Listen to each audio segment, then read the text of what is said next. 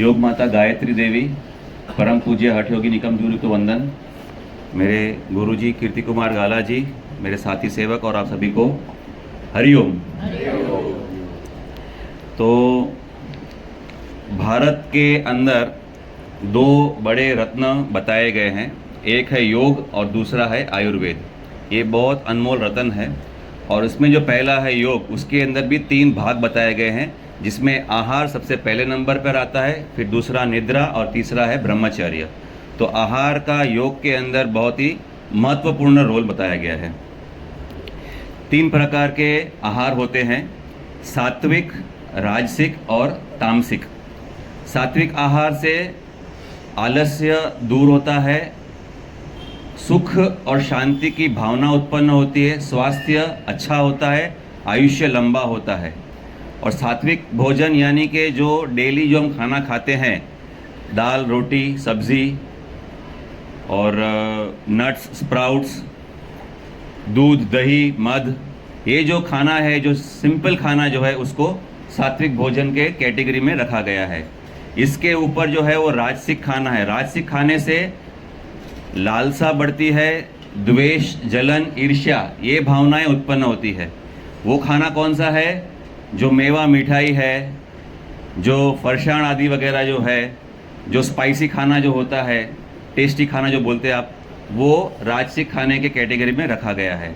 और तामसिक खाना, उससे क्रिमिनल प्रवृत्ति, क्रिमिनल माइंड बढ़ता है, अपना मन चंचल होता है, रक्तचाप बढ़ता है और नकारात्मक भावना जगती है और सारे नेगेटिव थॉट्स उसमें आते हैं, गुस्सा बढ़ता है।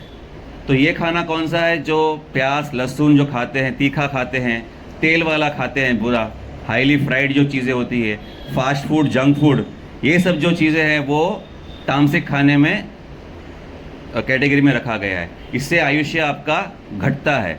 तो हम लोगों को अपने आहार के अंदर ज़्यादा से ज़्यादा आपको सात्विक भोजन लेना है, ताकि आपका मन जो है वो स्वास्थ्य में रहे, और ये जो तामसिक खाना जो है वो हो सके उतना आपको अवॉइड करना है।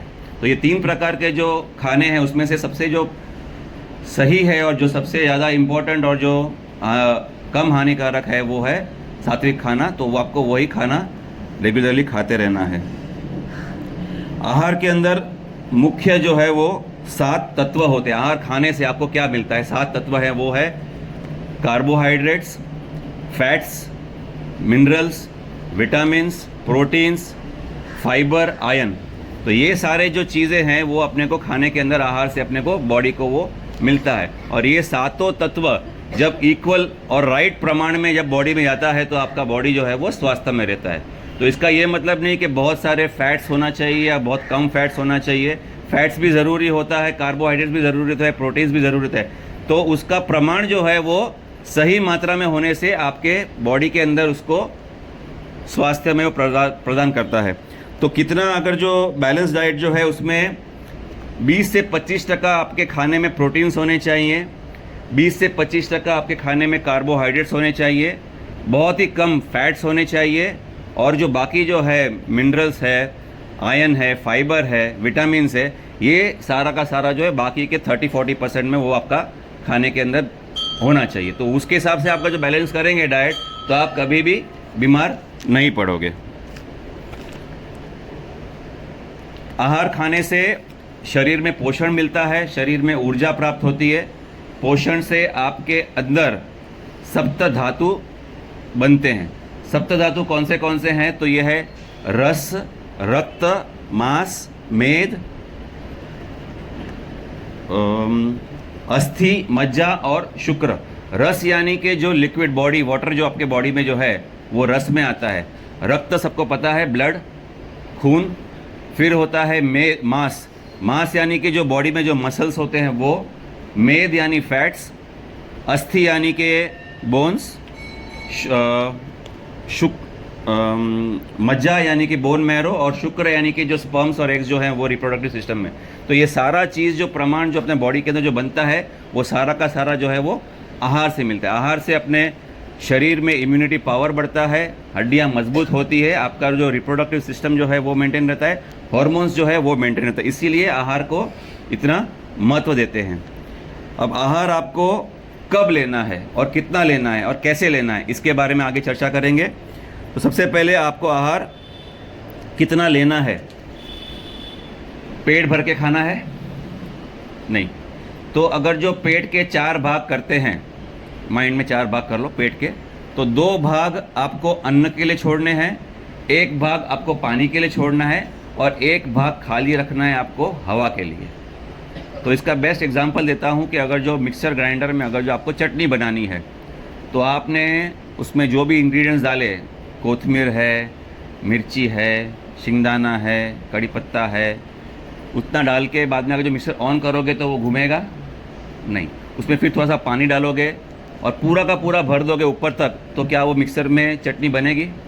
उसको थोड़ा आपको ऊपर खाली रखना है, राइट। वो खाली रखते हैं तभी जाके वो पूरा मिक्सचर में घूम के पूरा वो चटनी बनता है। तो वैसे ही अपने बॉडी के अंदर भी वो 1 भाग जो अपने हवा के लिए खाली नहीं छोड़ा और पेट भर के गले तक यहाँ तक पूरा आपने खाना खा लिया, तो उसको डाइजेस्ट होने के लिए कोई जगह ही नहीं बची है। तो डाइजेस्टिव सिस्टम जो है वो काम नहीं करेंगे और आपका फूड जो है वो हजम नहीं होगा और आप वो सब वेस्ट जाएगा वो। इसीलिए 1 भाग हवा का खाली रखना ही है आपको उसके अंदर।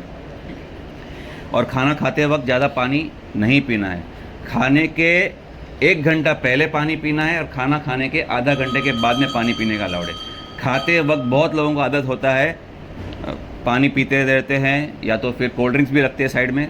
कोल्ड ड्रिंक्स के ऊपर आ गया होगा, लेकिन खाना खाते वक्त कोई भी लिक्विड आपको खाना नहीं है। खाने के अंदर जो लिक्विड है, जैसे कि छाछ हुआ, दही हुआ, वो ठीक है, लेकिन जो खाने के साथ में जो आप पानी पीते हो वो नहीं लेना है, क्योंकि आपके खाने में जो भी प्रमाण जा रहा है उससे आपके बॉडी के अंदर अग्नि पैदा होती है, पेट के अंदर अग्नि पैदा होती है। आपने पानी खाया पिया तो वो अग्नि आपने उसको शांत कर दिया और आपने वो डाइजेशन पावर को कम कर दिया। इसीलिए खाना खाते हुए कभी भी पानी नहीं पीना है। आहार कब लेना है? तो नॉर्मली हम लोग 3 मील लेते हैं, ब्रेकफास्ट, लंच और डिनर। ये इंडिया में रेगुलर है कि ये ब्रेकफास्ट, लंच और डिनर। कहीं कहीं पे एक चौथा भी आता है बीच में, क्या बोलते हैं उसको? हाई टी, शाम के वक्त जो खाना खाते हैं। अगर जो आप लोग 3 टाइम खाना खाएंगे ना तो आपका बैलेंस रहेगा, 4 टाइम खाने से नुकसान ही होगा। Breakfast like a king, lunch like a prince and dinner like a pauper poor person. ये एक कहावत है इंग्लिश में।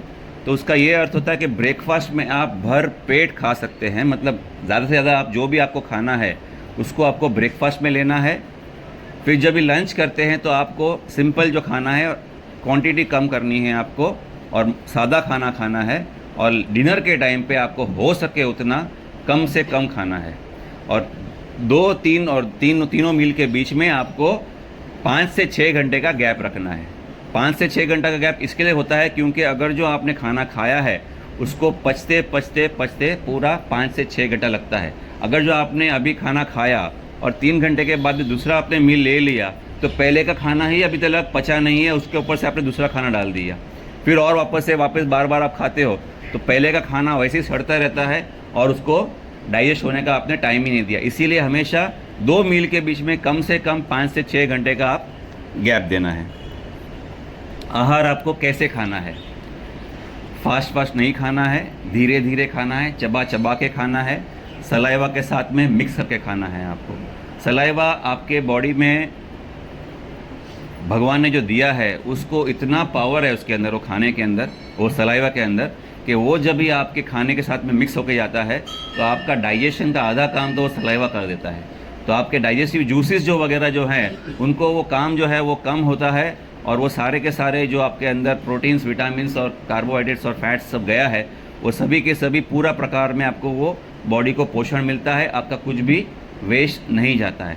तो आपको खाना जो है वो धीरे धीरे खाना है और बताया है खाने खाते वक्त आपको बिल्कुल भी पानी बीच में नहीं पीना। अपना शरीर जो है वात, पित्त और कफ ये त्रिदोष से बना है। खाना जो है वो प्रकृति के हिसाब से भी होता है। अब 3 जो दोष है वात, पित्त और कफ, अगर जो आपका शरीर वात प्रकृति का है तो आपको सलाद वगैरह कच्चा जो चीज़ है वो अवॉइड करना है। आपको प्रोटीन्स ज़्यादा नहीं खाना है। प्रोटीन्स बहुत अच्छा होता है, लेकिन जिसकी बात प्रकृति होती है उसको वो प्रोटीन्स अवॉइड करना है, कम करना है। कच्चे सलाद आपको कम खाने हैं। आपको जो भी चीज़ें उससे गैस होता है, जैसे कि आलू हो गया वगैरह, वो आपको अवॉइड करने हैं। और स्प्राउट्स, मूंग वगैरह नहीं खाना है। दूध जो मात्रा है, दूध की मात्रा भी आपको कम करनी है, उससे भी आपका वायु जो है वो बढ़ता है, गैस बढ़ता है। टाइम टेबल से आपको मेंटेन रखना है, टाइम टेबल आपका बनाए रखना है, वरना आपका वो गैस उत्पन्न होगा। तो जो भी आपका रेगुलर टाइम टेबल, अगर जो आपने डेली में अगर जो 1 बजे खाना खाया है दोपहर का लंच, तो डेली उसको मेंटेन करना है। डिनर अगर जो आपने 7-8 बजे खाना खाया है तो उसको मेंटेन करना है, उसको टाइम टेबल को चेंज नहीं करना है, वरना बॉडी और माइंड में कन्फ्यूज होता है कि भाई खाना आया कि नहीं आया, उसको पाचन अभी करूँ कि नहीं करूँ। तो वात प्रकृति वालों को हमेशा टाइम टेबल मेंटेन करते रखना है। दूसरा होता है पित्त प्रकृति। पित्त प्रकृति यानी कि आपके बॉडी में बहुत प्रमाण का एसिड होता है, आपकी एसिडिटी वगैरह जो है वो जलता है, पूरा आपका शरीर जो है वो एसिडिटी से भरपूर होता है। तो उनको जितना भी है वो खट्टा चीज़ जो है वो अवॉइड करना है। नींबू हो गया, फिर दही हुआ, या जो भी खट्टे फ्रूट्स हो गए, वो आपको हो सके उतने पूरा अवॉइड करना है। खट्टी चीज़ें आपको खानी नहीं। बाकी वैसे नींबू शरीर के लिए बहुत ही अच्छा है। सुबह सुबह आपने गर्म पानी में अर्ली मॉर्निंग में नींबू के साथ में मिक्स करके, शहद के साथ मिक्स करके खाते हैं, पीते हैं रोज़ डेली का, तो आपका बॉडी पूरा क्लीन होता है, उससे सारे के सारे एसिड जो है वो निकल जाती है। लेकिन आपको अगर जो एसिडिटी वाला शरीर है तो आपको वो सुबह भी नींबू नहीं खाना है, अवॉइड करना है। गाय का घी आपके लिए अच्छा रहता है। अगर जो एसिडिटी वाला आपका शरीर है तो फ्रूट्स आपके लिए अच्छा होता है, पानी जो है वो अच्छा होता है, मक्खन और दूध वो अगर आप ले सकते हैं, अच्छी आपको वो फ़ायदा देता है। तीसरा है कफ प्रकृति वाला शरीर अगर जो आपका है तो उनको ठंडा खाना बिल्कुल अवॉइड करना है। ठंडा खाना खाने से उनके कफ जो है वो बढ़ जाते हैं, तो ठंडा बिल्कुल अवॉइड करना है। ठंडे जूसेस आपको अवॉइड करने हैं। कोल्ड ड्रिंक्स तो बिल्कुल भी पीना नहीं है। कोल्ड ड्रिंक्स एक्चुअली कुछ भी नहीं है, वो सिर्फ नुकसान ही करता है बॉडी में। कोल्ड ड्रिंक्स के अंदर सबसे ज़्यादा शुगर होता है। कुछ उसमें गुण तो बिल्कुल नहीं होते हैं। बाकी कोल्ड ड्रिंक्स के ऊपर अभी पूरा लेक्चर दूंगा तो टाइम चला जाएगा उसके ऊपर, लेकिन एक सिंपल है कि कोल्ड ड्रिंक्स के अंदर कोई भी गुण नहीं है, सिर्फ नुकसान ही करता है। आपको हमेशा गर्म खाना ही खाना है, बासी खाना आपको नहीं खाना है अगर जो आपका प्रकृति, अगर जो कफ प्रकृति का है तो। आहार काम के हिसाब से भी होना चाहिए। अगर जो आपका काम सिर्फ टेबल पे बैठना है, ऑफिस में बैठना है, ज़्यादा आपका हार्ड वर्क नहीं, ज़्यादा पसीना आपका नहीं निकलता है, तो आपको उस हिसाब से कम मात्रा में खाना खाना है। लेकिन वही जगह पे अगर जो आपका काम मेहनत वाला है, पसीना निकलने वाला है, जैसे कि मज़दूर वगैरह जो होते हैं, काम करते हैं, बेगारी है, कूली है, जो दिन रात मेहनत मशक्क़त करने वाले लोग जो होते हैं, उनको खाने का प्रमाण ज़्यादा होता है। तो कंपेयर नहीं कर सकते कि भाई उसका 5 रोटी है, मेरा 3 रोटी है, उसको 5 रोटी की ज़रूरत है, तभी जाके उसका बॉडी जो है वो पोषण उसको पूरा मिलता है। तो जिसको ऑफिस वाला काम है, बैठने वाला काम है, उनको कम से कम खाना खाना है। इंडिया में आहार ऋतु के हिसाब से भी होता है। जैसे कि गर्मी का मौसम है, ठंडी का मौसम है, वर्षा ऋतु है, उसके हिसाब से भी अपना खाना जो है वो डेली का अलग अलग हो जाता है। तो जो गर्मी का जो मौसम होता है उसमें आपको ज़्यादा से ज़्यादा लिक्विड्स लेने हैं, जूसेस लेने हैं, जैसे आम का पन्ना हो गया, कोकम का शरबत हो गया। ये सारी चीज़ें जो है वो गर्मी के मौसम में आपके शरीर को ठंडक पहुंचाती है, तो वो सब आपको लेना है। लेकिन अगेन मैं बोलता हूँ, कोल्ड ड्रिंक्स आपको उस टाइम पे भी नहीं लेना है। पानी का प्रमाण जो है आपको गर्मी के मौसम में डेली नॉर्मल जो है उससे ज़्यादा लेना है आपको। ठंडी का मौसम है तो ठंडी के मौसम में आपकी बॉडी में जो भी चीज़ें गर्माहट पैदा करती है, ऊर्जा देती है, वो चीज़ें खानी है। तिल के लड्डू हो गए, खजूर पाक हो गया, हल्दिया पाक हो गया, जो ठंडी का मौसम में बनाते हैं ना आप लोग, सब लोग देखो कैसे मुंह के में हंसी आ गई सब लोग। अभी तो ठंडी का मौसम चालू होने वाला है, सारी की सारी चीज़ें आप लोग अभी तैयारी करके रखेंगे। तो गर्मी जो बॉडी में लाता है वो आपको ठंडी के मौसम में खाना है, उसको आपको गर्मी के मौसम में नहीं खाना है।